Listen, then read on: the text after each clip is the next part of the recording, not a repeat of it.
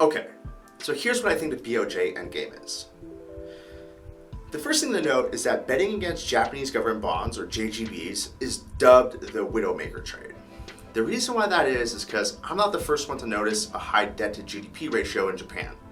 Even when the debt to GDP ratio was only, say, 180%, people thought that was too high, and at some point Japan was going to default on its bonds.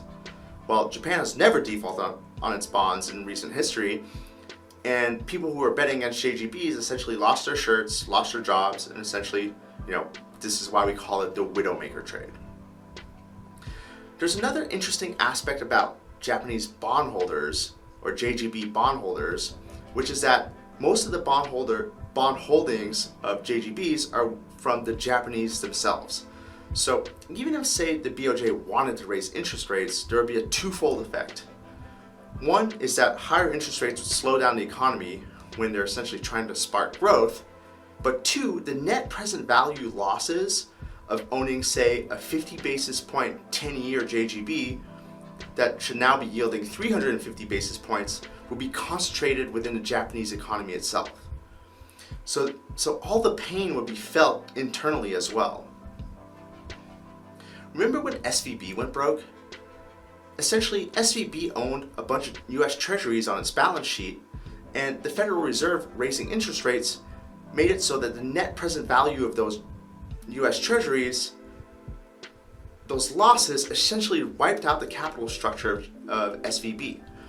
And SVB had to be taken over by the government, and in response we had the Federal Reserve essentially creating an emergency loan program where regional banks can now post treasury bonds at present value and get a loan at face value. So essentially putting the net present value losses on the US central bank. Even though they say it's a temporary basis, time will tell, it's the same problem. Here's what I think the BOJ endgame is then. I don't think the BOJ really wants to raise rates.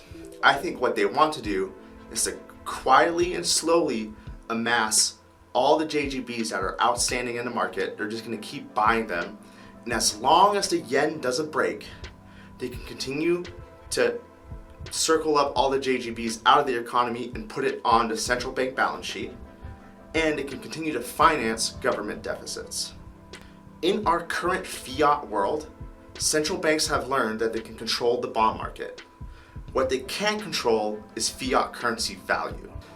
Therefore, non-linearity is going to reside in the yen. Non-linear opportunity resides in the yen. It doesn't reside in the JGB market. Instead, what we're going to see is what we've seen recently, which is rate hike light, where essentially the BOJ might talk up interest rates, say, increasing a little bit of the band of the yield curve control. So 10-year JGBs might yield 100 basis points instead of 50 basis points, but they're not ever going to let go of the low interest rate policy. And if they don't need to let go of it because the yen holds its value, then they can just continue modus operandi. In my mind, that's the BOJ endgame.